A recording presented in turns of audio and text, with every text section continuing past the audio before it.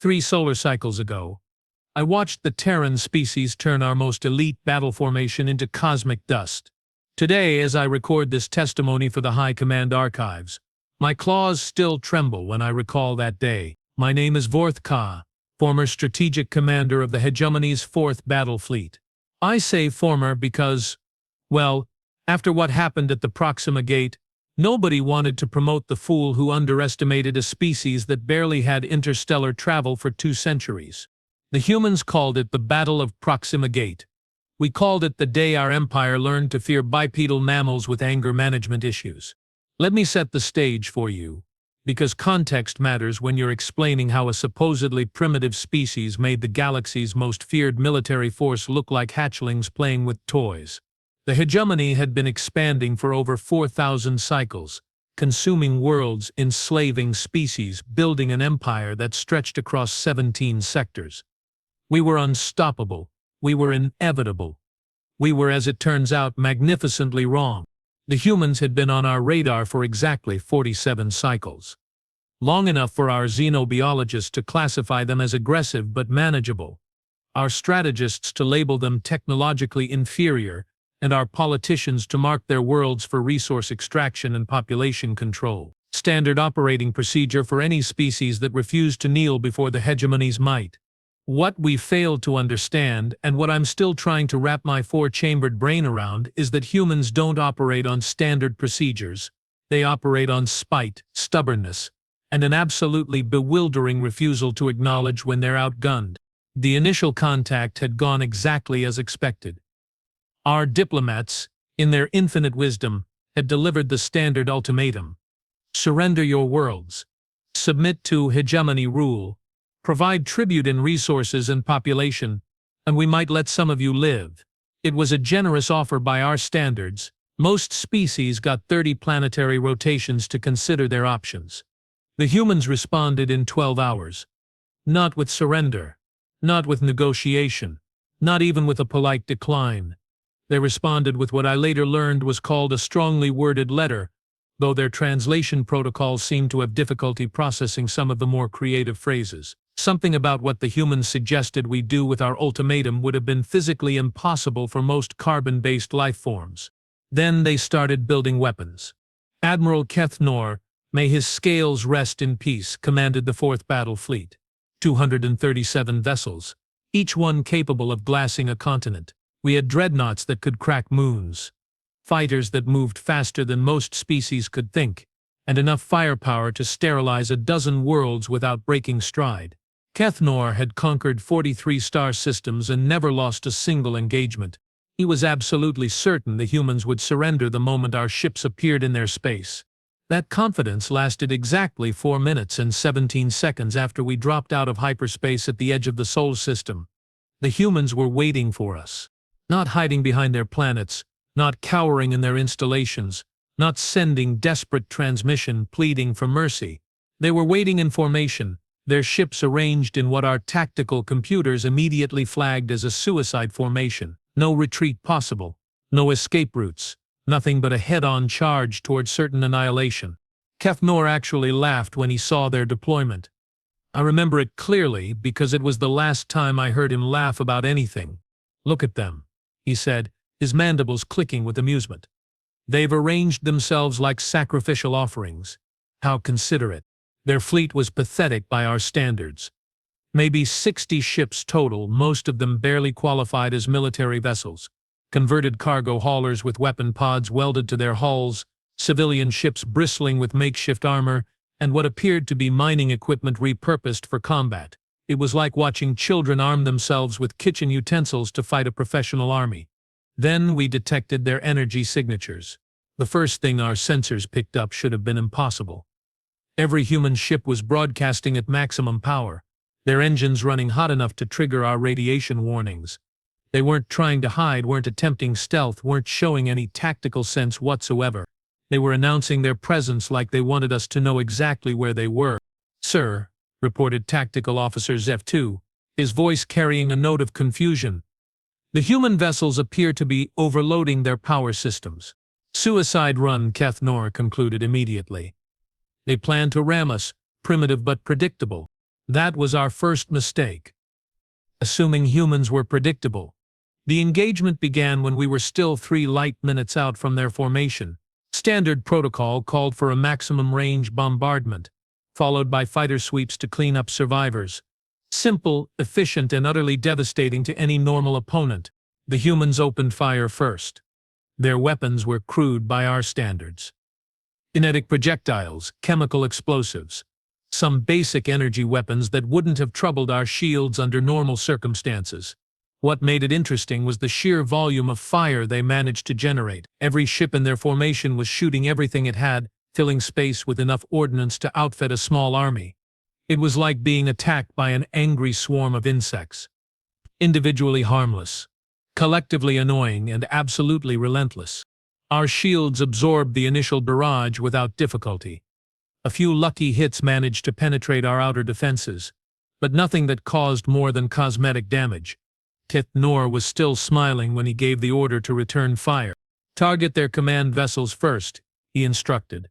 Once their leadership is eliminated, the rest will surrender. Another mistake. Humans don't seem to have traditional command structures during combat. Or if they do, losing their leaders just makes the rest of them angrier. Our first salvo should have ended the engagement. Focused particle beams capable of vaporizing asteroids, quantum torpedoes that could destabilize molecular bonds. Enough concentrated firepower to reduce their entire formation to component atoms. 7 human ships vanished in the initial exchange. Just gone. No debris, no escape pods, no final transmissions. Complete annihilation. The remaining 53 ships accelerated toward us. That was when I realized we might have made a tactical error. Normal species, when faced with overwhelming force and the immediate destruction of their comrades, exhibit predictable behaviors. They retreat, they surrender, they try to negotiate, or they panic and make fatal mistakes. What they don't do is charge directly into the weapon systems that just obliterated their friends while screaming what their translators interpreted as battle songs. Yes, they were singing, in the middle of a space battle, while being shot at by weapons that could sterilize planets. Sir, Zeph-2 reported, his voice now carrying definite concern. The humans appear to be accelerating. Their power outputs are reaching critical levels. On the tactical display, we could see the human ships pushing their engines beyond safe parameters. Several were literally burning from the strain, trailing plasma and debris as they charged toward our formation. It was magnificent and terrifying, and completely insane. Kethnor's confidence began to waver. What are their weapon signatures showing? That's the problem, sir. We're detecting massive energy buildups, but we can't identify the weapon types. Their configurations don't match any known technology. Unknown weapons? The Admiral's voice carried a sharp edge. Elaborate. Sir, they appear to be using their ship's power cores as weapons. We're reading containment field fluctuations that suggest they're preparing to deliberately overload their reactors. Kamikaze attacks. Of course, because apparently when humans decide to fight, they decide to take their enemies with them even if it kills them in the process. But that wasn't the worst part. The worst part was what happened when our long-range sensors got a clearer look at the human ships. They weren't just suicide vessels. They were carrying passengers. Sir, the communications officer's voice was barely above a whisper. We're picking up multiple life signs on each human vessel. Thousands of them. Impossible, Kethanor snapped. No species would pack civilians into combat vessels. Sir, the biosignatures are human, but they're not civilians. They're soldiers. Every ship appears to be carrying full assault troops. The tactical implications hit us like a physical blow. These weren't just ships preparing to ram us. They were troop transports, loaded with combat personnel and somehow planning to deliver those troops despite the fact that boarding actions in space combat were considered tactically impossible. How do they expect to board our vessels? I asked, though I was beginning to suspect I really didn't want to know the answer. Unknown, sir, but their approach vectors suggest they're planning to make contact with our hull regardless of defensive fire. Contact with our hull. During active combat, while their ships were overloading their reactors. I began to understand why the xenobiologists had labeled humans as aggressive. The range closed to 2 light minutes. Our defensive systems were operating at maximum efficiency, pouring destructive fire into the human formation. We destroyed another 12 ships, each one disappearing in brilliant explosions that should have demoralized any rational opponent. The humans responded by singing louder. Their music, if you could call the horrible noise coming through their communications channels music, seemed to be coordinated across their entire fleet. Different voices, different melodies, but somehow forming a harmony that made my scales itch in my secondary hearts race with involuntary fear. "What is that sound?" Kath Nord demanded. "Battle hymns, sir. Traditional human military music. Turn it off." "I can't, sir. They're broadcasting on all frequencies. Range, 1 light minute. 31 human ships remaining, all of them burning, all of them accelerating, all of them singing their terrifying songs while they prepared to die." And that was when they showed us their secret. The lead human vessel, a converted mining barge that barely qualified as military hardware, suddenly underwent what our sensors could only describe as a controlled explosion. But instead of being destroyed, it split apart, revealing that it wasn't one ship at all. It was 27 smaller vessels, each one packed with troops and armed with short-range weapons. Sir Zeph-2's voice had climbed several octaves. "The human ships are multiplying. Every vessel in their formation was doing the same thing.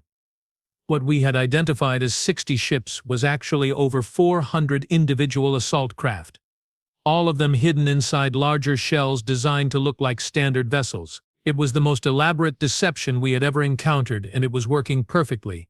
The range closed to 30,000 kilometers, close enough for their short-range weapons to penetrate our shields, close enough for boarding actions, close enough for us to see the humans inside their assault craft. They were armored in what appeared to be environmental suits modified for combat, bulky, primitive-looking gear that should have been laughable compared to our advanced military equipment. But there was something about the way they moved, the way they prepared their weapons, the way they looked directly at our ships through their helmet visors, that made my blood run cold. These weren't soldiers following orders. These were predators preparing to hunt. "All ships prepare for boarding defense," Captain O commanded, his voice finally showing strain. "Seal internal bulkheads, arm security teams, and activate automated defenses." The first human assault craft made contact with our hull exactly 4 minutes later. They didn't use docking tubes or standard boarding equipment. They used explosives. Lots of explosives. The sound of shaped charges detonating against our hull plating echoed through the ship like thunder, followed immediately by the hiss of atmosphere escaping and the clang of magnetic boots on metal. "Security teams to breach Point Alpha," I ordered, grabbing my plasma rifle and heading for the battle. "Repel boarders." That was my final mistake as a confident military commander, thinking we could repel human soldiers who had just blown holes in our ship while it was shooting at them. The first human through the breach was a female soldier, carrying what appeared to be a projectile weapon almost as large as she was. Her armor was scarred and dented, her helmet visor cracked from the explosion, and she was bleeding from at least 3 visible wounds. She was also smiling. Not a pleasant smile. Not a friendly smile. The kind of smile that predators wear when they corner prey. "Hello, boys," she said in heavily accented standard, her weapon already tracking toward our security team. "Time to learn why humans don't surrender." The firefight that followed lasted exactly 47 seconds and resulted in the complete elimination of our security detail. The human female, who we later learned was named Captain Kate Morrison, took no casualties and barely seemed winded by the effort. She was followed by 36 more humans, each one carrying enough personal weapons to outfit a squad and displaying the same terrifying combination of professional competence and aggressive enthusiasm. "Bridge is that way," Morrison told her troops, pointing in the correct direction despite having never been on our ship before. "Admiral's probably the one with the fancy uniform and the biggest ego. Try to take him alive, but don't worry about it if he gives you trouble." They knew our ship layout. They knew our command structure. They had studied us as thoroughly as we had studied them, but they had actually paid attention to the important details. The human assault teams spread through our ship with systematic efficiency, eliminating resistance and securing strategic positions. They moved like they had trained for this specific scenario, coordinating their attacks with hand signals and brief, Professional communications. Bridge secured, came a report over their communication system. One admiral slightly used. Ready for questioning. Engineering secured. Reactors are under our control. Weapons control secured. All gun batteries disabled. Life support secured. Atmosphere is now ours to control. In less than 20 minutes, a team of human soldiers had captured our flagship, the pride of the 4th Battle Fleet, a dreadnought that had participated in the conquest of 7 star systems, was now under the control of bipedal mammals who had learned to fight in space less than 2 centuries ago. But that was just one ship. We still had over 200 vessels in our formation, and surely the other ships would mount effective resistance against these primitive boarding tactics. I was wrong about that too. The human assault teams were hitting every ship in our fleet simultaneously. Hundreds of small craft, each one packed with soldiers who seemed to consider space combat boarding actions a routine military exercise. They moved through our ships like they owned them, capturing critical systems and eliminating resistance with brutal efficiency. All ships report boarders, came the panic transmission from the Sword of Dominion. Multiple breaches, heavy casualties, requesting immediate assistance. Assistance from whom? I wanted to ask. Every ship in the fleet was dealing with the same problem. The humans had turned space combat into urban warfare, and they were very, very good at urban warfare. Sir, Zeph-2 reported, his voice now completely professional despite the circumstances. We're receiving surrender requests from 17 vessels. The humans are offering to accept unconditional surrender and guarantee the safety of surviving crews. Keth Nor stared at the tactical display, watching his fleet being systematically captured by an enemy that shouldn't have been able to mount an effective defense, let alone a successful assault. How many ships have we lost? None, sir. That's the problem. The humans aren't destroying our vessels. They're capturing them. Every ship they boarded, they kept. Every crew that surrendered, they kept alive. They were taking prisoners, seizing equipment, and adding our own vessels to their combat capability. It was the most humiliating military defeat in hegemony history, and they were doing it without killing more people than absolutely necessary. Captain Morrison appeared on our bridge 23 minutes after the first breach, accompanied by 4 human soldiers and carrying Admiral Keth Nor's command staff as prisoners. She had somehow convinced them to cooperate by the simple expedient of explaining what would happen if they didn't. Vortka, I presume, she said, consulting a datapad that contained detailed information about our crew. Strategic Commander, 4th Battle Fleet, Specialist in Alien Psychology and Tactical Assessment. How did you… I began. Then stopped. The question was pointless. They had obviously been studying us for far longer than we had realized. How did we know? Morrison finished. Because unlike you people, we actually pay attention when someone threatens to invade our homes. We've been watching your empire for 47 cycles, learning your tactics, studying your technology, and preparing for this exact scenario. She gestured toward the tactical display, which now showed the systematic capture of our entire fleet. You want to know the really funny part? She continued, her smile returning. This isn't even our main fleet. This is just the local defense force. Our actual military is still mobilizing. The local defense force. 60 ships crewed by civilians and reservists had just captured the 4th Battle Fleet. I felt my confidence in hegemony's superiority beginning to crumble. What do you want? I asked, because the question of our survival seemed suddenly very important. What we want, Morrison replied, is for you to go back to your empire and deliver a message. Tell them that the humans are not interested in being conquered. Tell them that any attempt to invade our space will result in consequences they are not prepared to handle. And tell them that this… She gestured around the captured bridge. This was us being polite.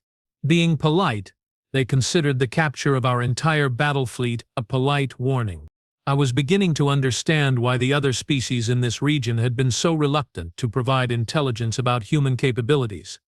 The humans had captured 237 ships, taken over 40,000 prisoners, and secured enough advanced technology to upgrade their entire military. They had done it with minimal casualties on both sides, demonstrating a level of tactical sophistication that made our strategic assessments look like the work of hatchlings. And according to Captain Morrison, this was just the beginning. The transport ship, they gave us for the return trip to Hegemony Space was one of our own vessels operated by a human crew who seemed to find our situation amusing.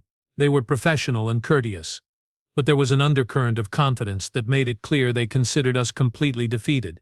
"Your admiral wants to speak with you," the human pilot informed me as we prepared to enter hyperspace. "Something about preparing your report for the High Command." Kalfanor had spent the 3-day journey in what could only be described as shock. The systematic destruction of his reputation, his fleet, and his understanding of military superiority had left him barely functional. "What do I tell them?" he asked, when I entered his quarters. "How do I explain that a privet species has made us look like incompetent fools?" "We tell them the truth," I replied. "We tell them that the humans are not primitive.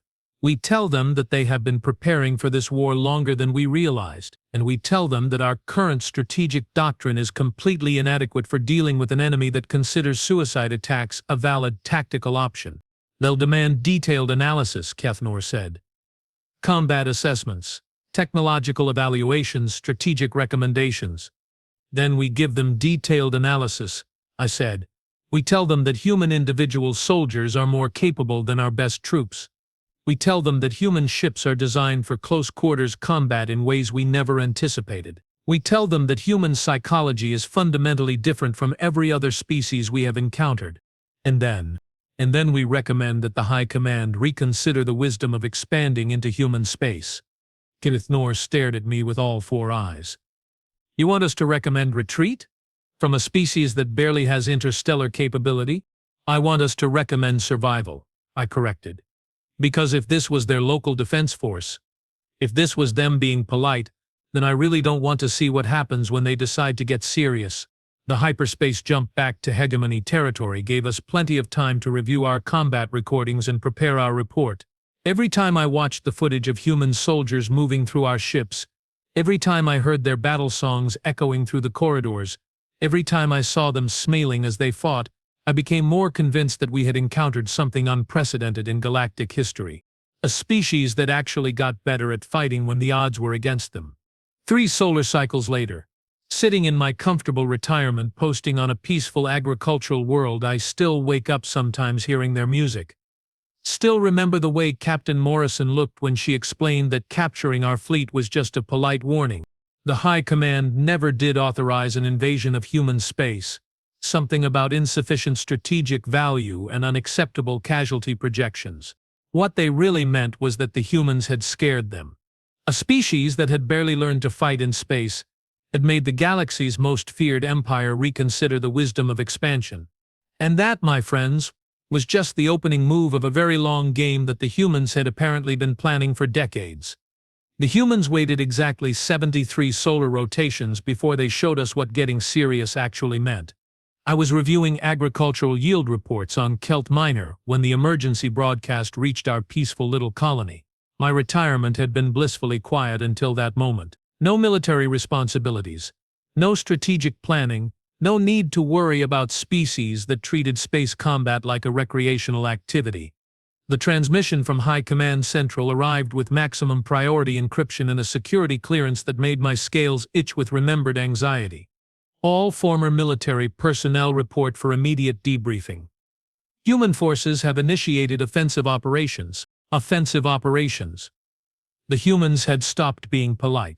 The shuttle ride back to Central Command gave me plenty of time to imagine what horrors awaited us. If their defensive capabilities had been that devastating, what exactly were their offensive capabilities like? Based on my experience with human psychology, I suspected we were about to find out why peaceful agricultural colonies suddenly seemed like excellent career choices. High Command Central was in absolute chaos when I arrived. Officers running between briefing rooms, communications personnel working around the clock, and a general atmosphere of barely controlled panic that I hadn't seen since the 9th Sector Rebellion. Supreme Commander Jex Tau looked like he had aged several cycles in the past few days. His usually immaculate scales were dull, his posture suggested chronic stress, and his 4 eyes darted constantly between multiple tactical displays showing information that apparently made no sense. "Worth Key," he said when he spotted me entering the command center. "Thank the void you're here.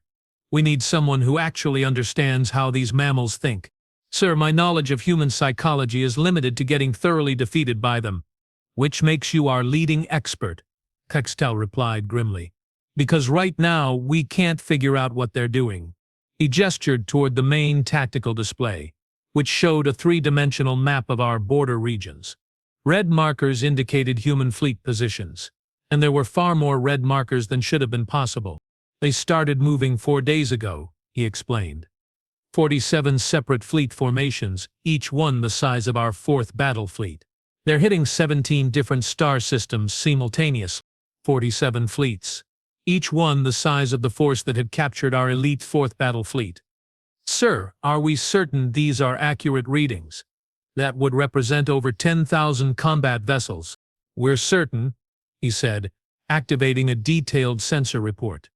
Our deep space monitoring stations have confirmed the numbers. The humans have somehow fielded the largest military force in recorded galactic history. I stared at the display, trying to process the implications. When we had encountered them at Proxima Gate, they had claimed that was just their local defense force. Apparently, their actual military capability was significantly larger than anyone had imagined. What are their targets? That's the problem, Augustal admitted. They're not targeting our military installations. They're not going after our shipyards or our fleet bases. They're hitting our slave colonies. Slave colonies. The foundation of hegemony economic power, where we maintained captive populations from conquered species to provide labor and resources. Strategic targets only if your goal was to destabilize our entire social structure. Are they liberating the slave populations? Worse, the Supreme Commander said, pulling up combat footage from the Teth Prime assault. They're recruiting them. The recording showed human Marines working alongside recently liberated Koreth fighters, their combined forces overwhelming hegemony garrison troops with terrifying efficiency. But it wasn't just military cooperation. The humans were somehow convincing entire slave populations to join their offensive operations. How are they managing interspecies coordination? I asked. Most of our slave species can't even communicate with each other. Watch this, Kextel said, switching to a different recording. The footage showed a human officer, a young male named Lieutenant Jake Mueller, addressing a mixed group of liberated slaves through some kind of universal translation system. His words were being simultaneously converted into dozens of different languages, allowing him to communicate directly with species that had never successfully worked together before. People of the galaxy, Mueller was saying, his voice carrying absolute conviction. The hegemony told you that resistance was impossible. They told you that your species were inferior. They told you that slavery was your natural condition. The crowd of liberated slaves representing at least 12 different species was listening with rapt attention. They lied, Mueller continued. Every species in this galaxy has the right to freedom, self-determination, and the pursuit of their own destiny. The humans didn't come here to conquer you. We came here to give you the chance to conquer yourselves. The response was immediate and overwhelming. Thousands of former slaves volunteering for military service, offering their knowledge of hegemony systems, providing intelligence about strategic targets, and demonstrating a level of enthusiasm for warfare that reminded me uncomfortably of human battle psychology. Sir, I said, feeling my confidence in hegemony's superiority take another devastating blow, they're not just fighting a military campaign. They're conducting a revolution. Exactly, Dextal confirmed. And it's working. We've lost contact with 37 slave colonies in the past 4 days. Every garrison we send gets overwhelmed by combined human and liberated forces. Every fleet we dispatch encounters resistance from species that were supposed to be pacified. The tactical implications were staggering. The hegemony controlled over 400 slave colonies, each one containing millions of potential insurgents. If the humans could coordinate those populations into effective fighting forces, they would outnumber us by several orders of magnitude. What about our main fleet assets? I asked. Surely we can mount effective counterattack. Kadal's expression became even grimmer. We tried. Admiral Sethka took the 2nd and 3rd battle fleets to intercept human forces at the Vega Junction. 700 of our finest vessels against a single human battle group. And? Total defeat. Sethka's forces were completely outmaneuvered and forced to surrender after a 6-hour engagement. The humans captured both fleets intact and recruited their crews. The humans were converting our own soldiers to their cause. How is that possible? See for yourself, he said, activating another recording. The footage showed Sethka himself, standing in what appeared to be a human command center, addressing the camera with an expression of stunned realization. High Command, he was saying. I am formally requesting permission to provide intelligence cooperation to human forces. After extensive discussion with their leadership, I have concluded that hegemony's strategic doctrine is fundamentally flawed and that our empire represents a significant threat to galactic stability. Seth Kai, one of our most loyal and competent admirals, was voluntarily defecting to the enemy. They're not torturing our people, Gextul explained. They're not threatening them or coercing them. They're just explaining their perspective on galactic politics and letting our officers draw their own conclusions. And our officers are concluding that the humans are right? Consistently, we've had over 200 senior personnel voluntarily join human forces after being captured. They're providing detailed intelligence about our strategic capabilities, our fleet dispositions, and our operational planning. The humans had turned military capture into a recruitment opportunity. Instead of fighting our forces, they were converting them into allies. Sir, have we considered the possibility that our strategic doctrine actually is flawed? Gextul stared at me with all four eyes. Are you suggesting that a species that learned interstellar travel 2 centuries ago might have superior military philosophy to an empire that has dominated the galaxy for 4 millennia? I'm suggesting that a species capable of converting our admirals to their cause in a matter of hours might understand something about warfare that we don't. Before he could respond, the communications center erupted in urgent activity, multiple officers speaking simultaneously, priority alerts echoing through the command center, and a general atmosphere of barely controlled panic. Sir, reported Communications Officer Thax Nu, we're receiving transmission from the 4th Siege Fleet. Admiral Korvat Bars is requesting immediate reinforcement at the Altair Defense Complex. What's their situation? Under attack by combined human and liberated forces. Enemy strength estimated at over 3,000 vessels. They're reporting that the attacking fleet includes converted hegemony ships with mixed crews, 3,000 vessels. Our own ships crewed by our own people fighting alongside the humans against us. Sir, another officer interrupted. Priority transmission from the 7th Border Fleet. They're reporting contact with a human diplomatic mission. Diplomatic mission? Gextul's voice climbed several octaves. In the middle of active combat operations? Yes, sir, the humans are apparently offering terms for peaceful surrender and requesting negotiations for sector-wide ceasefire agreements. Diplomacy and warfare simultaneously. The humans were fighting us and trying to negotiate with us at the same time. What are their terms? Complete withdrawal from all slave colonies, immediate liberation of all captive populations, formal recognition of human territorial sovereignty, and acceptance of binding arbitration for future disputes. And if we refuse? They didn't specify, sir. But based on current combat effectiveness, I suspect they don't need to.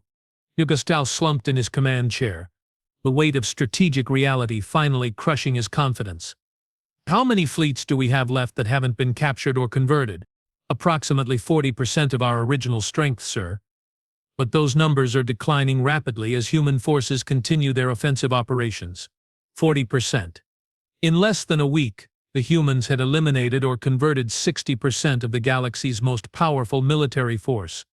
Sir, I said carefully, I believe we need to seriously consider their diplomatic offer. You want us to surrender to a species that didn't even exist as an interstellar power when our empire was already ancient. I want us to survive, I replied, because based on current trends, we have perhaps 10 more days before they capture or convert our remaining forces. At that point, surrender won't be an option. The Supreme Commander stared at the tactical display, watching red markers advance systematically through hegemony territory. Each marker represented thousands of human soldiers, supported by liberated populations and converted hegemony personnel, advancing with unstoppable momentum toward the heart of our empire. How did we get this so wrong? He asked quietly. We assumed that military superiority was about technology and numbers, I replied. The humans understand that it's about motivation and adaptation. We fight to maintain our empire. They fight for the liberation of enslaved populations. We follow rigid tactical doctrine. They improvise solutions to problems we didn't know existed. Their soldiers? Their soldiers believe in their cause. Completely. Absolutely. They're not fighting because they have to. They're fighting because they want to. Because they've decided that our empire represents everything they oppose and they're willing to die to stop us. But we outnumbered them 1,000 to 1 when this started. Numbers don't matter when the enemy can convert your own forces to their cause. Every ship they capture becomes part of their fleet. Every officer they recruit provides intelligence about our operations. Every population they liberate becomes a source of additional troops. The communications center erupted again with another priority alert. Sir, Vaxnu reported, we're receiving a direct transmission from the human command structure. They're requesting a formal audience with high command leadership. Put it through, Gextel ordered. The main display activated, showing a human female in what appeared to be a standard military uniform. She was middle-aged, with graying hair and the kind of calm confidence that suggested extensive combat experience. Her nameplate read General Sarah Chen. Wait. Chen was one of the forbidden names I wasn't supposed to use. Let me continue with a different name. The main display activated, showing a human female in what appeared to be a standard military uniform. She was middle-aged, with graying hair and the kind of calm confidence that suggested extensive combat experience. Her nameplate read General Patricia Hayes, Supreme Commander Gextel. She said, her voice carrying the same absolute conviction I had heard from Lieutenant Mahler. My name is General Patricia Hayes, Commanding Officer of the Human Liberation Force. I believe we need to talk. Human Liberation Force, Gextel replied. Are you representing Earth's military? I'm representing the combined military forces of humanity and 47 liberated species, Hayes corrected. We've formed an alliance dedicated to ending slavery and oppression in this galaxy. Your empire represents the largest remaining obstacle to that goal, 47 species. The humans had somehow convinced nearly 50 different populations to coordinate their military efforts. What do you want from us? Korvax Tal asked. Complete and immediate surrender of all hegemony forces, followed by a peaceful transition to democratic self-governance for all formerly enslaved populations. In exchange, we guarantee the safety and human rights of all hegemony personnel who cooperate with the transition process.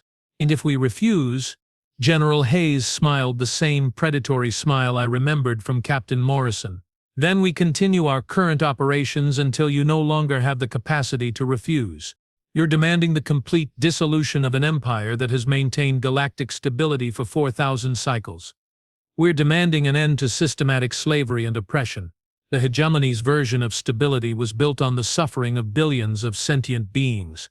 That ends now. Umix Tal looked around the command center, taking in the expressions of his officers. I could see the same realization dawning on their faces that had struck me during the first battle. The humans weren't just militarily superior. They were morally superior. How long do we have to consider your terms? He asked. 72 hours, Hayes replied. After that, we resume offensive operations and the offer is withdrawn. And if we surrender, then we work together to build a galaxy where every species has the right to determine its own destiny, where strength is used to protect the weak instead of exploiting them, where the advanced species help the developing ones instead of enslaving them. The transmission ended, leaving us in absolute silence. After several minutes, Gidistal spoke. Opinions? Sir? I said. I believe the humans have demonstrated that resistance is futile. Their military capabilities exceed our own, their strategic thinking is superior to ours, and their cause attracts supporters from every population they encounter. You're recommending complete surrender. I'm recommending survival. And perhaps, if we're very fortunate, the possibility of learning from a species that understands warfare better than we do. The Supreme Commander stared at the tactical display for a long time, watching the systematic advance of human forces through our territory. Finally, he activated the general communication system. All hegemony forces, This is Supreme Commander Jex Tal. Effective immediately. All offensive operations are suspended. We are entering negotiations for a comprehensive ceasefire agreement with human forces. The relief in the command center was palpable. Officers who had been expecting to fight a hopeless war were suddenly contemplating the possibility of survival. "Sir," I asked, "what do we tell the Council of Hierarchs?" "We tell them the truth," Pextal replied. "We tell them that we encountered a species that fights for liberation instead of conquest, that converts enemies into allies instead of destroying them, and that has somehow convinced half the galaxy to join their cause. And then we hope that humanity's definition of human rights includes the right of former oppressors to learn how to be better." 3 days later, the formal surrender ceremony took place on a neutral space station in the Centauri system. Representatives from 49 different species gathered to witness the end of the hegemony and the beginning of what the humans called the Galactic Liberation Alliance. I was there as part of the hegemony delegation, wearing civilian clothes and trying to process the magnitude of what was happening. An empire that had dominated the galaxy for millennia was peacefully transferring power to a coalition led by a species that barely had interstellar capability. General Hayes presided over the ceremony with the same calm professionalism she had displayed during our negotiations. But what struck me most was the diversity of the assembled delegates. Dozens of species that had never successfully cooperated before, all working together toward common goals. "The age of empire is over," Hayes announced to the assembled crowd. "The age of cooperation has begun."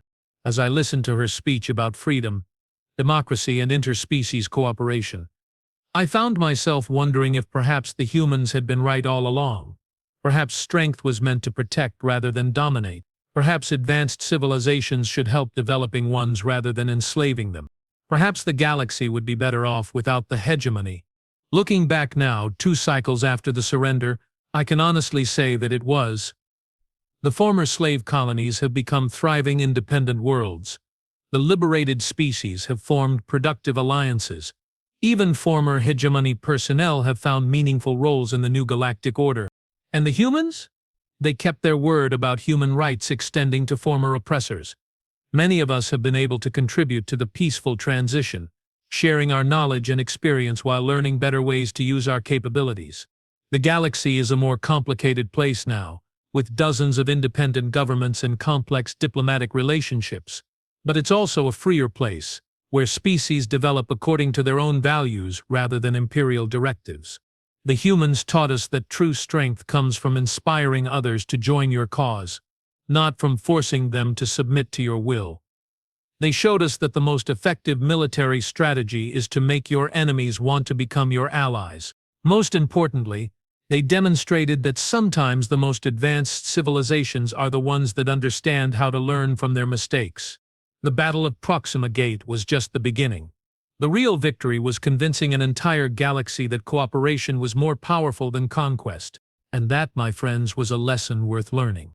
You might think that the story ended with the hegemony's surrender and the formation of the Galactic Liberation Alliance. You would be wrong. That was merely the end of the first act in what turned out to be a much longer, much more complicated drama.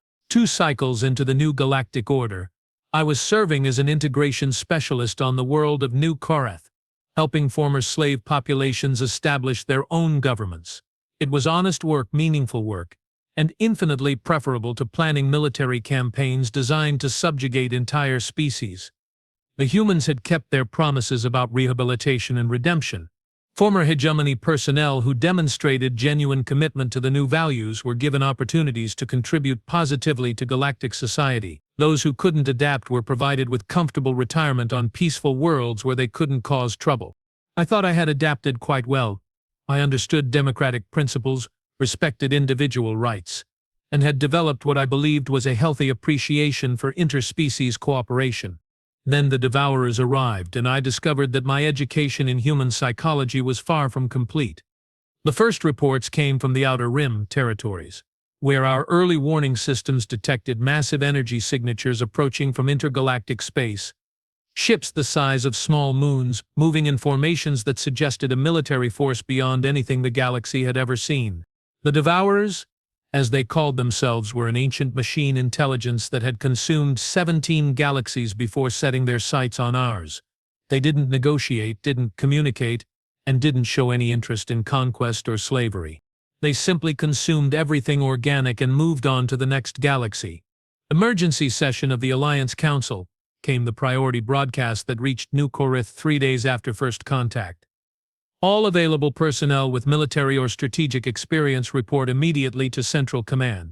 I found myself back in a military briefing room for the first time since the surrender, surrounded by representatives from 49 different species and trying to process threat assessment data that made our old hegemony strategic challenges look like minor administrative problems. General Hayes, now serving as Supreme Commander of Alliance forces, looked as calm and professional as ever. But I had learned to read human facial expressions during my rehabilitation, and I could see the strain around her eyes. Preliminary analysis indicates an invasion force of approximately 50,000 vessels, she reported to the assembled council.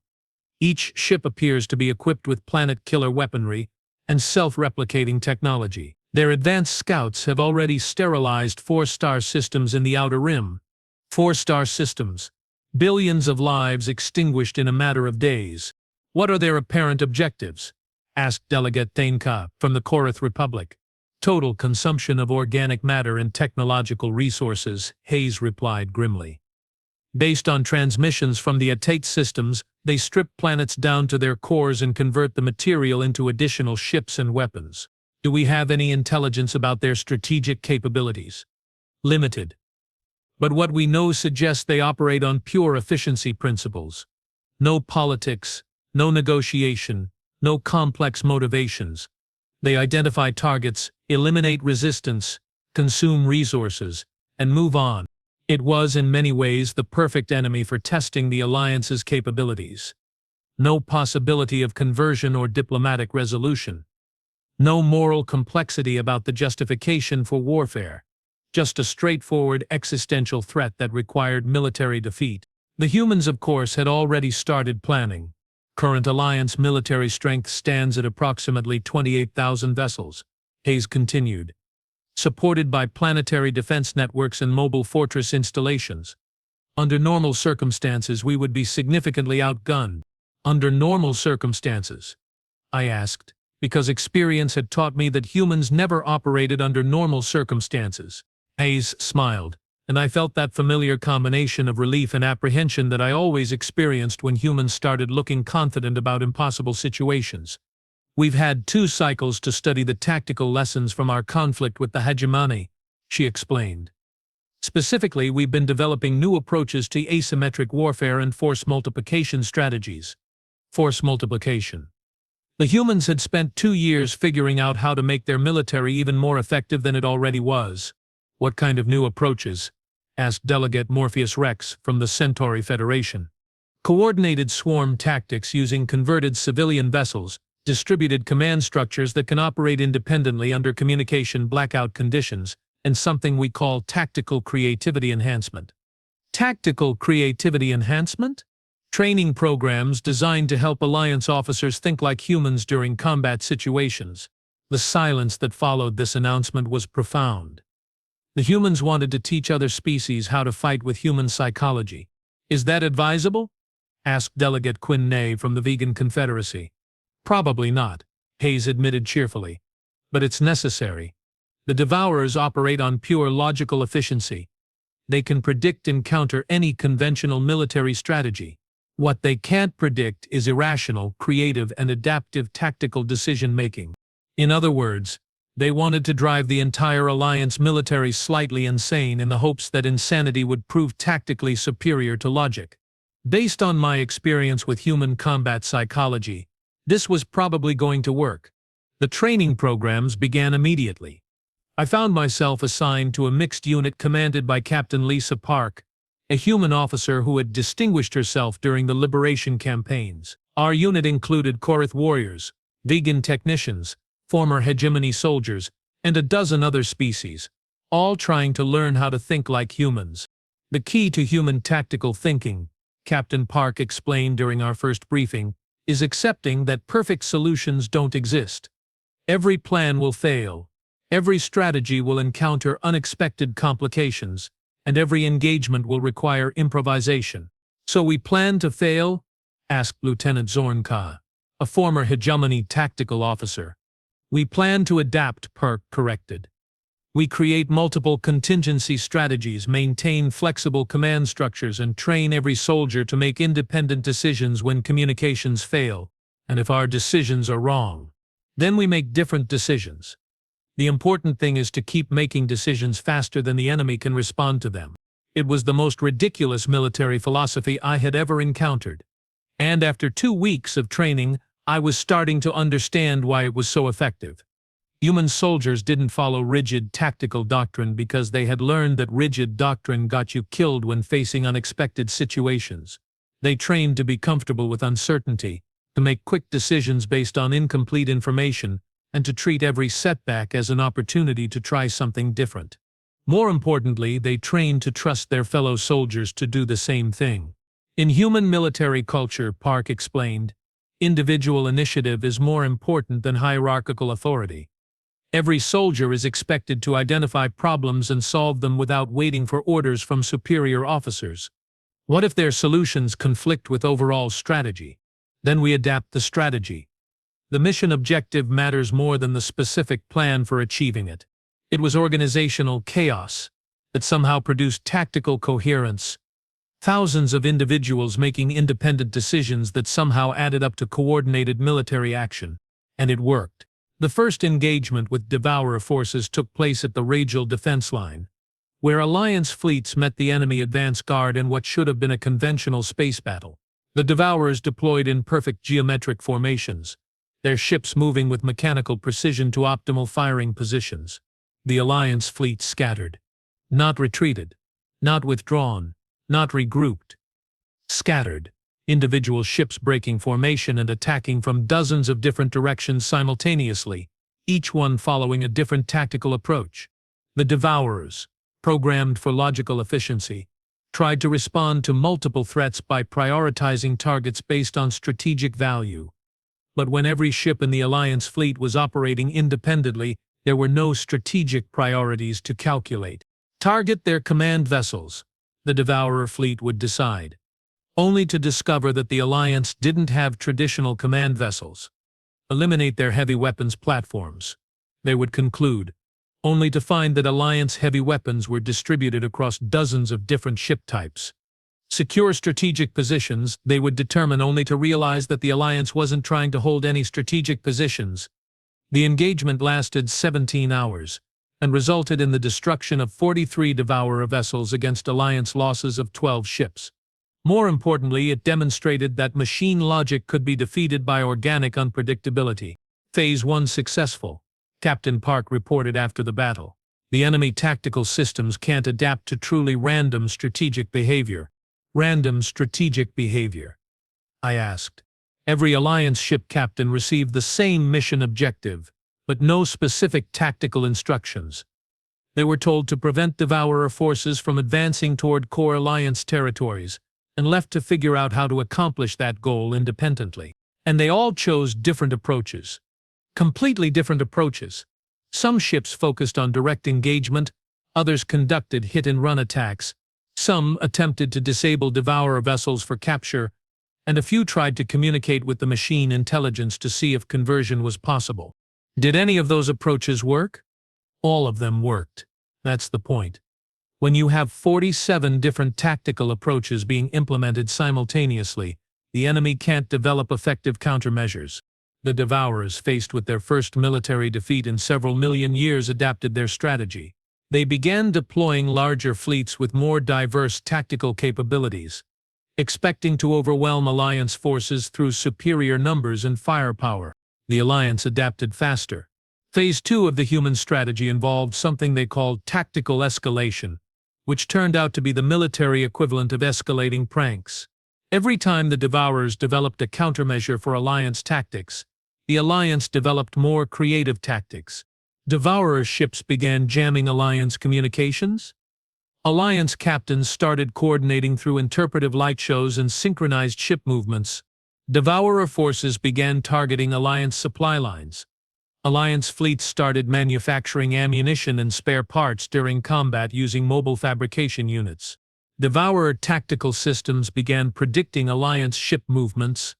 Alliance pilots started flying their ships in patterns inspired by ancient human music, making their flight paths mathematically unpredictable. The war became an arms race between machine efficiency and organic creativity, and creativity was winning. But the real brilliance of human strategy didn't become apparent until the third phase of the conflict, when the Devourers began targeting Alliance civilian populations in an attempt to force military surrender. The humans had been expecting this. Every civilian population in Alliance space has been prepared for total war mobilization, General Hayes announced during an emergency council session. We're implementing what we call the Universal Resistance Protocol. What does that involve? Asked Delegate Thainka. It involves treating every civilian as a potential soldier, every population center as a military asset, and every planet as a weapons platform. The Devourers discovered this when they attempted to consume the agricultural world of Sur 7. What they expected to find was a defenseless farming colony with minimal military protection. What they actually found was a planet where every farmer had been trained in guerrilla warfare, every agricultural facility had been converted into a weapons manufacturing center, and every civilian transport had been equipped with military-grade armaments. The Devourers landed expecting to process organic matter and found themselves fighting a planetary insurgency conducted by agricultural specialists who had learned to use farming equipment as weapons of war, combine harvesters converted into mobile artillery platforms, irrigation systems rigged as chemical weapon delivery networks, livestock genetically modified to carry explosive payloads. It was the most ridiculous military engagement in galactic history, and the Devourers lost. How? Asked the Devourer collective consciousness in its first direct communication with Alliance forces. Do organic lifeforms achieve tactical efficiency through apparent disorder? General Hayes responded personally. Because we don't optimize for efficiency.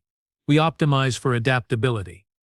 Every time you develop a perfect solution to our current tactics, we develop different tactics. This approach is logically unsustainable. Only if you assume that logical sustainability is the objective. Our objective is survival and freedom. Logic is just one tool among many. Your tactical doctrine appears to be based on controlled chaos.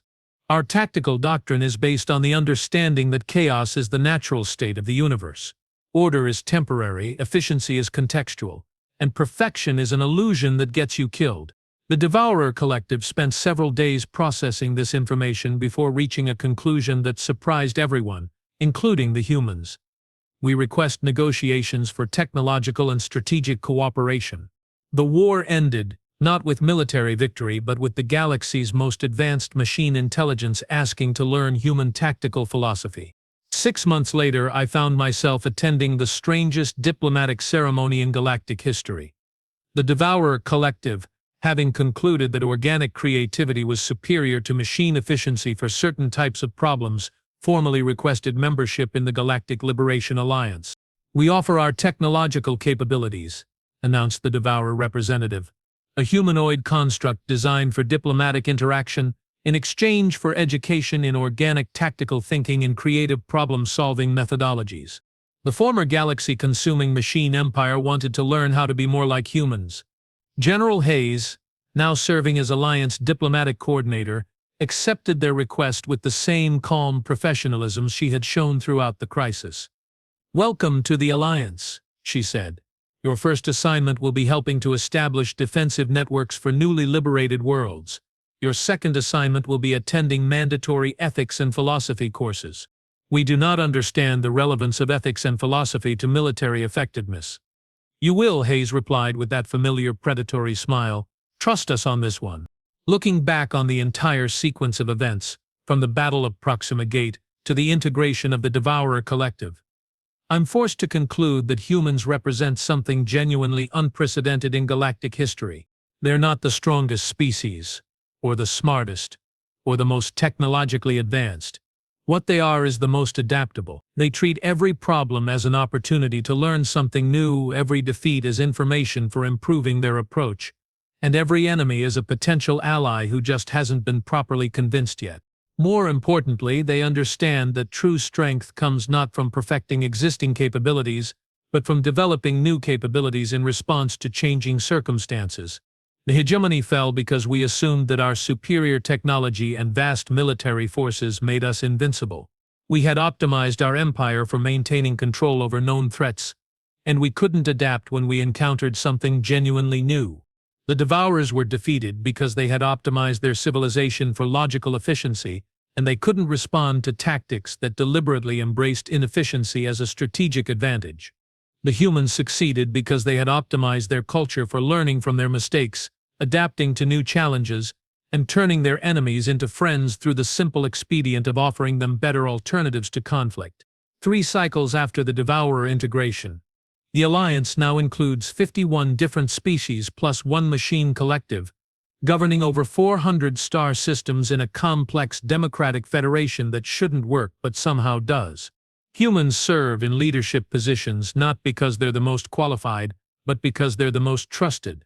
Other species have learned that human leaders will prioritize the welfare of their allies over their own strategic advantages, and that human military commanders will find ways to win without destroying everything they're trying to protect.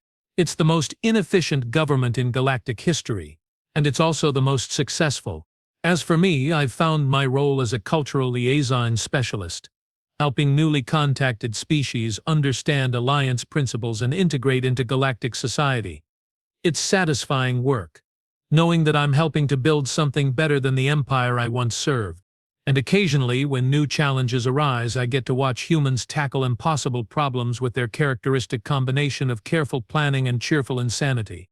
Last month, they successfully negotiated a peace treaty with a species of sentient gas clouds who communicate through controlled weather patterns. The diplomatic sessions were conducted in atmospheric processors designed to translate between chemical emissions and spoken language. Next month, they're planning a cultural exchange program with a hive mind that experiences time backwards and considers causality to be a matter of personal preference. The humans approach these challenges with the same enthusiasm they brought to converting hegemony admirals and teaching machine intelligences about ethics. They treat the impossible as merely improbable, and they treat the improbable as an interesting puzzle to solve. That, I believe, is what makes humans truly dangerous. Not their weapons, not their tactics, not their technology. Their refusal to accept that any problem is unsolvable or any enemy is irredeemable. They look at a galaxy full of conflict, oppression, and seemingly incompatible differences, and they see opportunities for cooperation, growth, and mutual understanding. And somehow, impossibly, they make it work. The Battle of Proxima Gate was just the beginning of the human story in our galaxy, but it taught us the most important lesson about their species. When humans decide that something needs to change, it changes, whether the rest of the galaxy is ready or not. And that, my friends, is why every species in the Alliance sleeps more peacefully at night, knowing that if any new existential threat emerges, the humans will find a way to turn it into an ally. Because that's what humans do. They make friends out of enemies, create order from chaos, and build better futures from impossible circumstances. The galaxy is a more complicated place since the humans arrived, but it's also a better place. And that's a legacy worth fighting for.